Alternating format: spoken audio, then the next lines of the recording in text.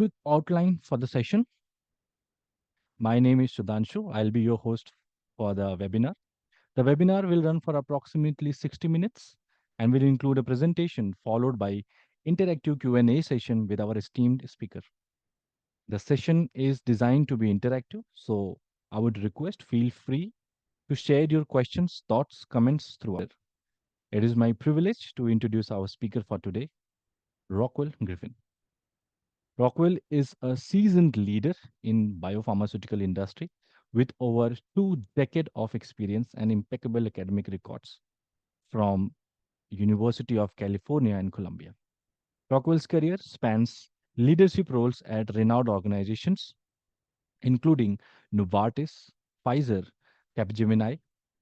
His expertise in integrated insights and analytics, customer experience, and business consulting has significantly influenced and impacted pharma landscape. Currently, as a strategic advisor at AdmitNext, he continues to drive impactful strategic decisions. We are honored to have him join today to share his knowledge and insights on pharma launch excellence. I am confident this session will leave you informed and inspired. Brief outline for our topic: new product launches make and break big companies in our industries. Market entry can be years away, yet require a careful planning and constant attention and update nearly every day. Decisions about timing, investment in these and other actions are clouded by science, biology, time, clinical update, clinical landscape update, and many other factors. Harvesting a unique market insight is critical in forming a winning market entry plan. So let's dive in and learn more about the pharma launch excellence from the best. Welcome, Rockwell, and over to you. All right. So thank you very much, Sudhanshu. I think you talked a little bit about me, but I think the first kind of high level thing to share is that this is going to be a bit of a bird's eye view. Once we get into the details, you are going to see how much that there is a lot that is involved with a pharma launch. There's a lot that's involved with a pharma launch, and to really set the context, I think what's the why that's associated with, why is there so much talk? Why does pharma care so much about product launch excellence? Is to really look at the product development life cycle, timing, scale, and cost. And so this is a view of the entire development process to bring a drug to market. And it's primarily the US, but I think that this also applies to Europe and a lot of other approvals that do follow FDA and EMA approvals. And, the key thing to take away is that it is 10 to 15 years that it takes, right, from the early stages that a drug goes into market. Another dynamic about this is that once you file for patent, you only have 14 years to really go through your revenue cycle. And, I guess compared to some fast-moving industries, that's longer patent protection than you can get with some technologies today. But, compared to other things, there is a limited time. Key takeaways here is that it does cost more than $1 billion to bring a drug all the way through to market. And if you factor in drugs that have failed, it's more than $2.5 billion that it takes. And key things to note are these arrows along in the percentages. So a little more than half of the drugs from phase 1 do not make it into phase 2. Of those that make it into phase 2, only a third go into phase 3. And that's the really significant investment. That's where your clinical trial up in patient sizes get very large. And then from there going forward, it's a 70% and a 90% rate into approval. So that the cumulative probability of drug success is very low. And it's within this context and of timing, cost, that we really kind of do jump into our pharma launch discussion and overview. And, to really start with, what are some of the recent dynamics that we're seeing when it does come to product launch? You are seeing increasing competition. There are more pharmaceutical companies, more smaller biotechs are the ones that are innovating with large pharma acquiring. Generic competition is significant. Pharma in the US gets a very bad rap about how much drugs cost I think what a key component that's lost on a lot of people is the volume of drugs and treatment that have gone generic and are lower cost. Um, you're also seeing that the number of drug approvals is increasing, right? So actually, there's been 113% of increase in drug approval, and the majority of this is in specialty. A lot of this is oncology, and a lot of this is in the smaller indications and rare diseases. Technology is advancing. A lot of both data analytics and early machine learning was applied to drug development.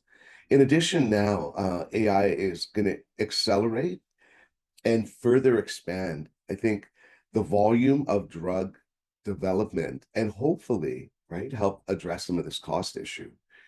In addition to that, a good context that you're seeing is that more than half the drugs that were approved were for specialty care. And, that's really defined as specialists rather than a general practitioner treating the medication.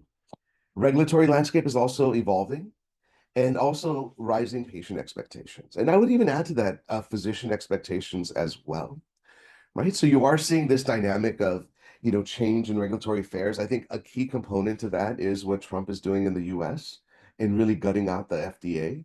That will impact drug approvals and drug development. And in addition to that, there is this need and desire that both patients and physicians have of this dynamic, Amazon-like experience. And I think that further puts the pressure on having pharma drug launch, product launch excellence. So what are the parts of drug um, of really building a launch? And there's a lot on the slide.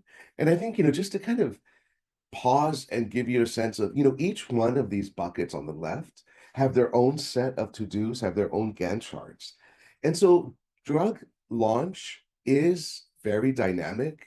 It's very intense.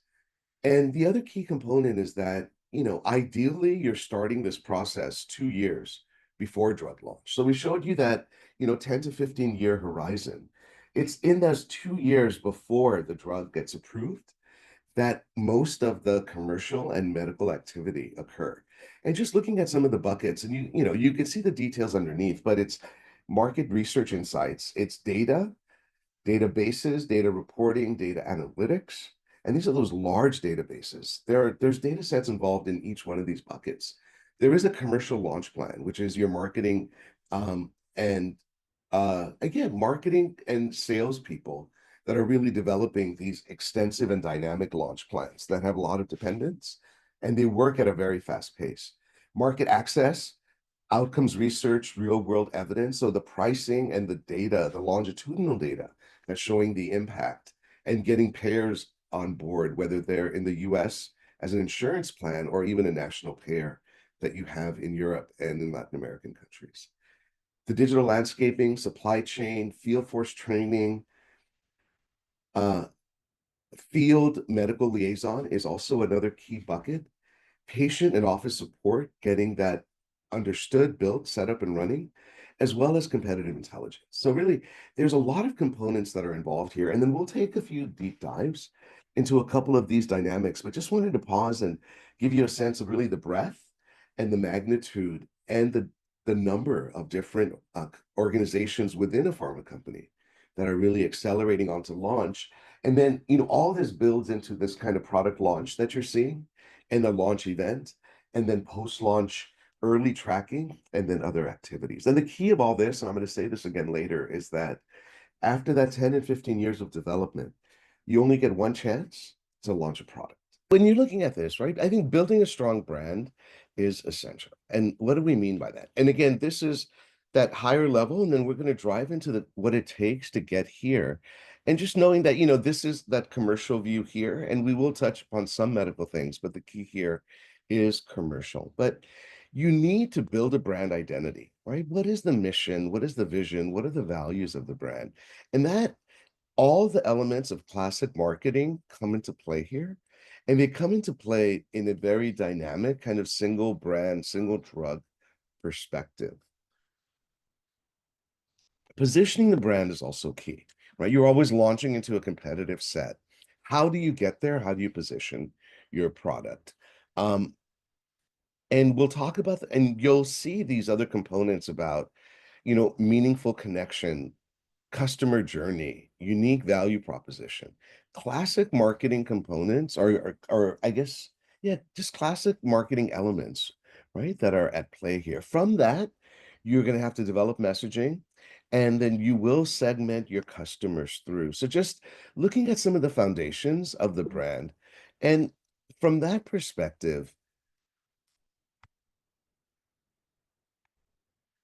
um, go-to-market models. And you hear this term a lot within pharma. Right, so just, at a very basic level, given the audience that we have, um, what is a go-to-market model, right? So this is a step-by-step action plan for product launch. So it's taking a product launch and really breaking it up into individual steps. First the buckets, then the steps, and it involves identifying who your target audience is gonna be, but really identifying it deeper, right? Positioning your product, setting the price, creating effective sales and marketing strategies, and then the execution that comes from both your go-to-market at tactics, messaging, activities, as well as your entire product production, branding, distribution, fulfillment, and follow-up. And so looking at the steps here on the bottom left, right? So again, this is taking that whole launch and just trying to put it into different kinds of framework. And, having excellence in your go-to-market model is key, especially around product launch.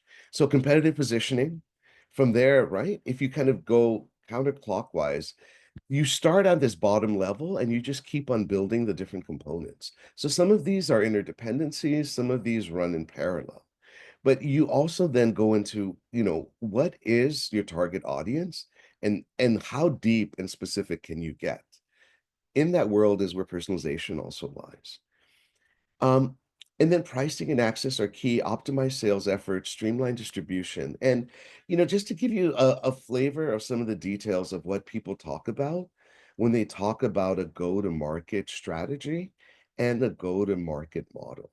And again, you only get one chance to launch a product. And that is really, part of the why is launch excellence so important. So kind of transitioning on into more frameworks. The ACE framework, how do you do it?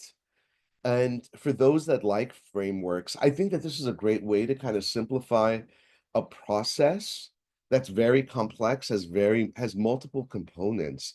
But, this idea of analyzing a situation, creating strategies and even tactics, executing, reviewing, and then repeating. This is involved in each one of those buckets that you see. The timelines might change, um, and the frequency of this loop might change. But this is another type of framework. And I think that the beauty of this is the simplicity in terms of, how do you go about doing it? For each one of those components that we talked about, you understand it, you analyze and understand it, you do deeper analysis if needed, you address the individuals as well as the business problem that's involved. You create a solution, right? A strategy that takes into account competition. You develop tactics, you launch, you assess, you adjust, and then you repeat.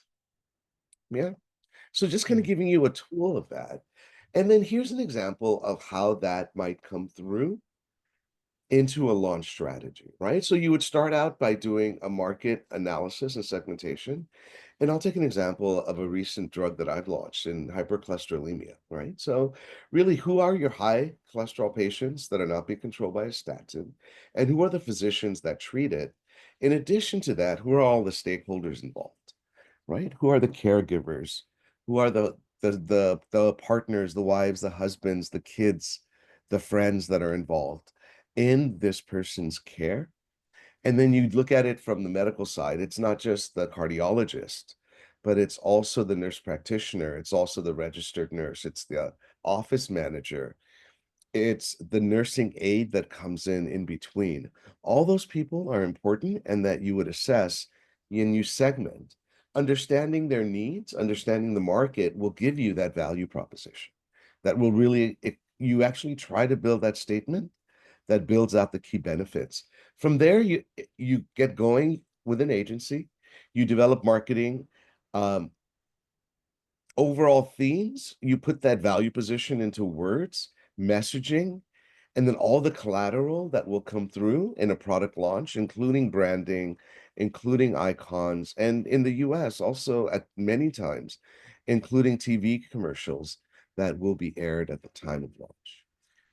You build a channel strategy, right? Again, lots of data mining, lots of levers. You choose, you see where your key stakeholders are, where your highest value segments are, and then you develop a plan to reach them through different channels. And then you bring that into the sales force and you get ready for your product launch, right? So kind of getting into some of how would you operationalize that into an actual launch and setting this up as an example.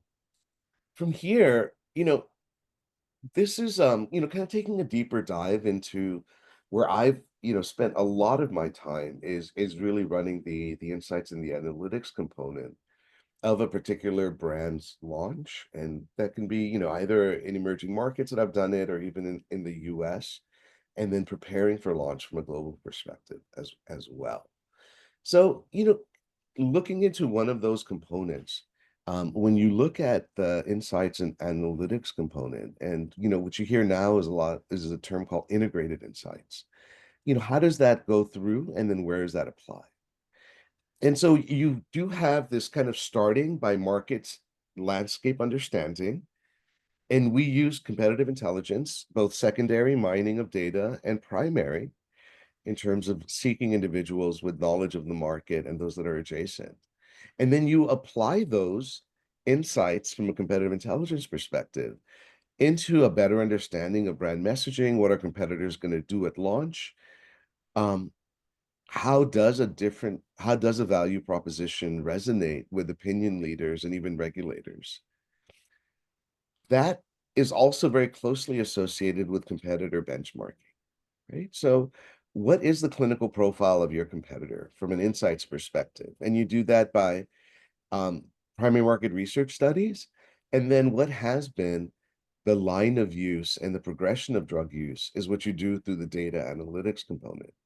And that really gives you a sense of what your market landscape looks like from a clinical basis and actual use basis and a different perception and attitudinal basis of what do doctors really think of the current drugs on the market. We insert our drug, and then you come up with how we fit into that landscape. That will feed into your product positioning and your value proposition, right? So after this huge understanding of where the market has been, what the other drugs have done, how they're perceived, how they're actually used, you'll develop where should our product, right? Again, taking my example, how should this advanced hypercholesterolemia agent, this first small interfering RNA, really be positioned? And what is the key value proposition? From that, we actually measure the response uh, and measured, from our product positioning, we also validate that. So after you develop your product positioning and your value proposition, you actually go back to those key stakeholders, cardiologists, also nurses, office staff, patients, but also their caregivers, as well as hospital administrators, payers. It's very dynamic who we go to, but you really go back to your stakeholders and you validate what your messaging is. You measure it before you launch, and then you actually go back and you measure it after you launch. And you keep on doing, right, that analysis that gives you that feedback loop of making adjustments to your positioning, your messaging, your tactics.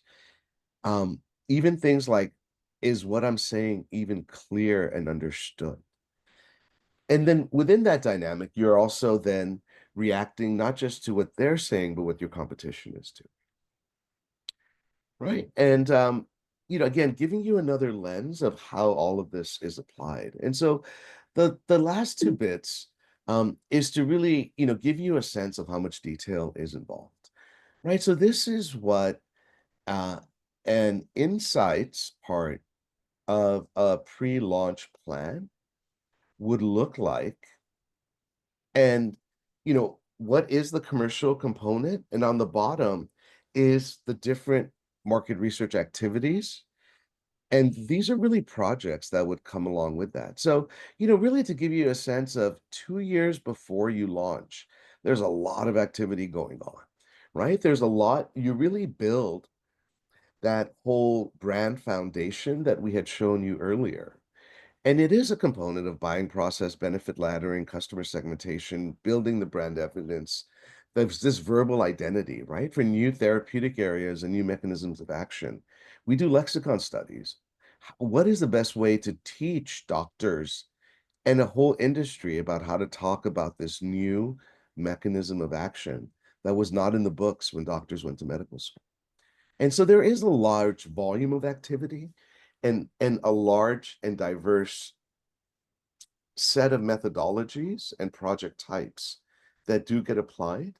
And to give you a little bit of a flavor of just the complexity that's underneath that one individual bucket that we showed you earlier, and really, kind of going back, that exists for each one of these buckets on the left, right? That complexity, that launch plan, right? That go to market model assessment development is really there.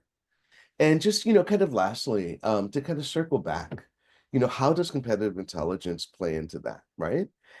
And, you know, it does allow you to, if you circle back, competitive intelligence can give you a lot of key inputs, insights, and feedback to these critical launch components, right? This is around what are market opportunities, what are the advantages, what is some pricing strategy that you can deploy, how is the distribution channel working for competitors? And where are the pain points that are involved with that? Targeted marketing and a lot of risk mitigation as well, right? If you can anticipate what your competitors are going to do or get ahead of what is happening with key stakeholders and opinion leaders, it really does give you more time to prepare and react. And with that, we will move on into the Q&A session. All right. Thank you. This was really insightful and a really detailed version of how Pharma launch excellence looks like. I think our participants have got a bird eye view uh, about the different services, about the different processes we follow. So, and we have got few questions from the participants as well. So we can start with the very first question. And since there are really new professionals and Mhm. there are few students in the panel as well, in the participants as well. So for those, the first questions is for the new professionals, for the newer or the early professionals in pharma industry. Could you briefly explain what is launch excellence? Though we already touched upon a lot of points, but they are curious about the different departments, different services involved within the pharma launch excellence. So, let me answer that question twofold, right? One is to kind of talk about this slide, and then I'll go back to the launch excellence, right? Sure. In thinking about, people that are entering the market or looking to come into pharma, um, this was a really nice slide that talked about where might you play and what is the name of the group that you would enter to play into this huge launch excellence, right? Launch readiness, go to market model and functions that we've been talking about. And so to kind of really give you a sense, right? I think these are 6 different groups within pharmaceutical companies that you would see where you would join that group and then be involved in a product launch, right? So clearly clinical research and development, right? That really, from a clinical perspective, it's the ones that are involved all the way up through phase 3 that we showed you for a launch readiness perspective. Um, Marketing and sales is another group, right? I think that might be probably a little more straightforward, more well known. But regulatory affairs is another group that requires a lot of launch readiness. And, if you could really think about it, it's not just launching in one country, you're actually launching globally. So, those components that we talked about and the go-to-market excellence and strategies and plans. Regulatory affairs is another group, medical affairs, right, is another component that's very separate from the commercial and marketing component. There is a group called market access, real-world evidence, outcomes research, and pricing. Sometimes they're all in one group, sometimes they're in two, they can even be in three or four different groups that you're seeing that are involved. And then lastly, right, I think that what we took a deeper dive on is on that insights and analytics component, right? Right. And so kind of going back to the question, right? So all of these functions then go back to, this question of, what is launch excellence, right? And I would really say when you hear that term launch excellence, it is executing a go-to-market strategy that you have and this launch plan that you have in uh delivering with high quality, addressing your business questions that you have along each of the stages, and exceeding some of those answers and coming up with additional insights, findings, plans, and tactics. So not just additional questions and insights, but solutions to them um, that go beyond plan. And I think that's what launch excellence is doing all of this effectively and doing it on time and having a great launch, right? Is really the best way to describe it. And I don't know if there's more questions that you want to ask to help clarify that. But to me, that's what launch excellence really is, Sure. successfully and delivering on a go-to-market strategy at a very high level. And, one critical thing that, we didn't talk about is when you have this many steps and you have these many buckets and you have a timeline, a lot of these outputs and deliverables get delayed for reasons and for external reasons, right? So I think a key part of launch excellence is timing, getting all of these components done on time and the interdependencies and the critical bottlenecks and um, precedents, right? The earlier stages where a lot of your follow-up activity is based on. Getting that done in time is another component of launch excellence. Right, right, right. And since we touched upon launch excellence and go-to-market strategy, there is this question from Vineet Reiki that can you give a real-world example for GTM? Um, I mean, I would say any product, the real world. I mean, I kind of pause because every single drug launch that you see has Hmm. a go-to-market model in it, Right. right? And so I think I started to touch a little bit upon, my example Hmm. of a go-to-market model where, and like, let's take another drug that is, yeah. So, I mean, I would say all drugs go through that. And, you know, we could take, like, look at Ozempic, right? And if you were to kind of walk through it, right? Where did Ozempic start, right? And, I think what would be even better is looking at Ozempic's oral formulation or Lilly, they recently developed an oral formulation to the injectable that Right. had similar efficacy. Hmm. And their stock went up, I think, what, 400%, which is insane. But kind of going through that process, right? Just kind of very quickly, you have a new oral to market. Your competitive position is that you're competing against self-injectables that are huge, very popular, and have a lot of side effects.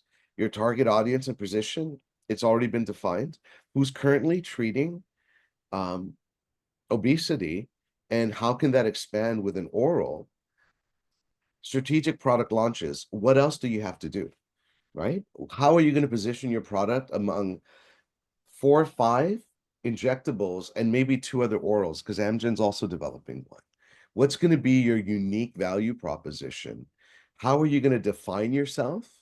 And then what's the best way to have a high value that people will choose your product over another oral or over the current injectables?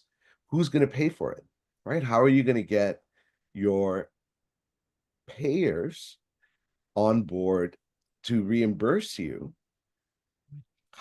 How are you going to train your salespeople? What are the messages that come with that? And then, for a small molecule, right? How do you ensure that your drug supply will be ready at the time of launch? There were Ozempic shortages that happened. I think with a pill, it's less challenging. But I think another critical component is going to be supply chain and distribution, integrity and safety. Right, right. All right. Thank you. And then we have another question, a follow-up from Vinay that what is DOLs and any drug which is recently launched? It was with the KOLs and DOLs. Oh, DOLs. I think it does integrate into when, social media listening, the key opinion leaders and the digital opinion leaders. No, thank you for that. Okay. Right. So let's move forward to our next questions from Durpan Roy. So it says, how does launch excellence feature in non-innovator generic products? And how does that compare to patented drugs? Say that when you have a generic launch, the simple answer is you only have 2 of these buckets that are engaged. Market access, so it's a pricing perspective, and your Mhm. medical and clinical, right? Um, Right. Generics operate on, and then I would say data, right? Reporting and access, right? Generics are going to bid on price. You're going to need to show your different drug equivalents. So your medical is going to be involved. You need some kind of post-launch monitoring. And then I would say analytics, because the other key component is um, having visibility on and maybe even anticipating drug shortage, where you can position your generic geographically to capitalize on somebody else's production problem. So Okay. much more streamlined, and the whole go-to-market model it only has these 2 components, right? Or 3: access, pricing, medical, and analytics. Wonderful. With this, I should mention this question. So there is this question from Sagar Sodi. Can we include brand attributes to brand identity? So, I mean, if I understand, so I'll repeat my understanding of the question, is that can you associate brand attributes to brand identity? And I would say that if you think of it as a pyramid, the identity is up top. So identity is not exactly brand attributes, but the attributes should tie back to the brand identity, right? So, kind of using a drug example, Ozempic oral, right? Or an oral version of Ozempic that Lilly has, right? So, kind of looking forward, the brand identity is going to be everything that drug loss drugs have, right? It's Right. going to have the benefit of weight loss, the cardiovascular and other renal, metabolic, and health benefits, the psychological benefits that come with that, with the convenience of an oral. So that would be the identity, that higher level value proposition. And then the attributes are going to be building off of that, right? It's going to be oral, it's going to be easy to use, it's going to allow you to travel, you're not going to need storage, um, high efficacy, comparable side effects. And we did talk about a lot of data sets, right? So next question comes from what are the biggest barriers companies still face despite having access to so much data? That's a good question, right? So I think that there's a philosophical one and then a very practical one, right? So I would say, I think philosophically, um, one thing I've seen is even at large companies is that you've got so much data and data is not cheap, right? Mhm. So, your ideal data set to purchase and, when we were talking before about what is the most valuable data set is that, you would want IQVIA's 5-year retrospective integrated data set that has NPA, physician level prescribing. In addition to that, layers on claim data and EHR, so you have some patient information that is tokenized and goes back historically, that lets you see their patient journeys and their drug lines of therapy and evolution and duration of therapy. But that's not cheap, right? So I would say that that data sets that are detailed and robust are still very expensive. I think that's one of the challenge that you have is that you actually have to choose. And the one most complete data set doesn't have the number of lives that are covered. The second part is putting it all together, right? I think that when you have another challenge is how do you put the different analyses that analytics is doing versus what medical is doing, right? Versus what market access is doing into an integrated way. And how do you then have additive? How do you integrate that into a complete story and keep it up to date? And then the third thing I would say is just um, resources, right? I think that there's a lot that of analysis that you can do, but there's a lot of demand internally on those resources, and you don't always have access to um, enough of the time and data analytics that you would like to answer all your questions. So you have Right, to right. prioritize. So, yeah, right. So it's budget and then timeline, storyline. Okay, that Yeah, so I'd say budget, uh, you know, uh, resources, and then resources. integrating it all together. Right. All right, right. Okay, so next question is really interesting. Even I was curious about this question when I used to be a student. So, how does the strategy change you with the geography, maybe local versus global? Yeah. How does So I that think that affect the success of I the think drug? this is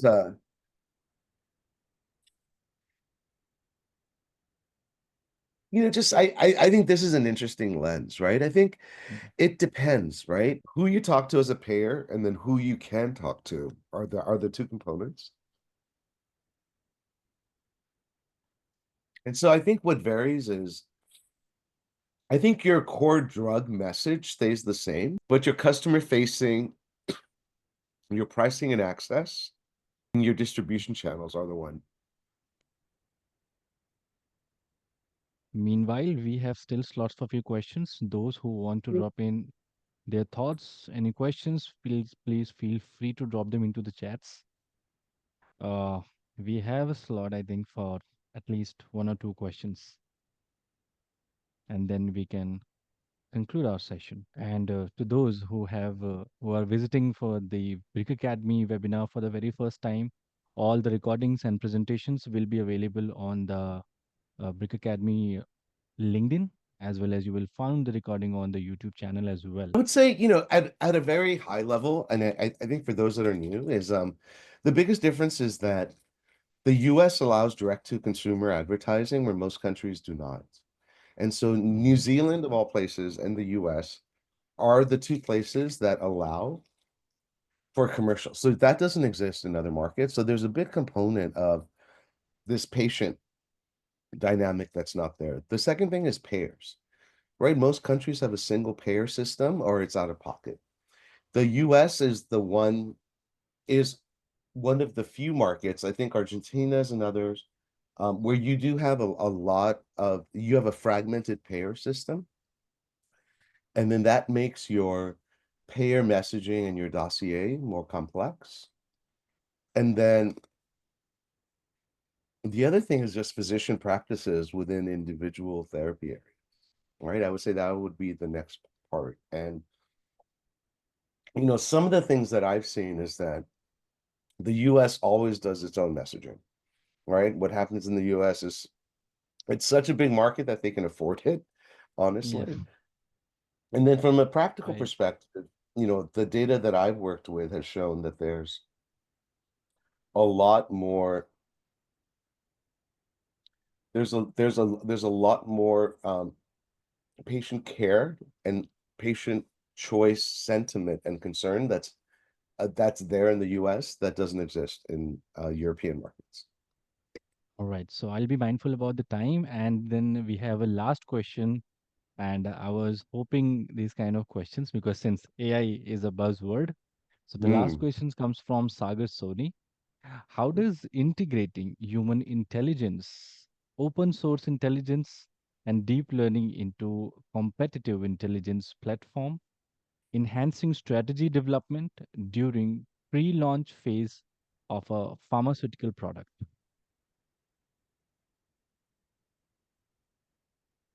So if I understand the question to even simplify it is how does AI and machine learning impact product launch? Yes, yes, It's it's going to impact everything, right? I mean, if I use these two slides, or I'll just get, kind of very specific, right? yeah, Is when you look at these different components, I think that AI is going to let you go through this process faster. Benefits ladder, right? If you look at the buying process, the benefits ladder, it's going to give you a head start. I think that an interesting thing that I think about is that when you use AI, I think you have a basic understanding of where your competitors are also going to start from. And I would say, to build something more dynamic is still needed. So I think it's going to accelerate each one of these steps and components. It's going to, um, for low budget and streamlined launches, it might even replace some of the steps. But I think that it's going to give you a solution that's, anywhere from 60 to 80% solved.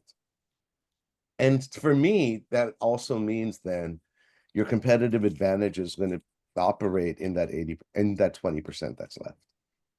What can you do that can go beyond the AI findings? And then execution, I think, is still there, right? I think AI will give you information, but executing on all these components, right, delivering well, and then being able to go through this feedback loop fast enough and making your right, adjustment is going right. to be the I think difference. But I'll also there was a pharma conference out that I was at called Pharmageddon, and I would say that within 5 years, all of these functions are going to change because of AI, right? They'll right, still be there, right, but they will evolve.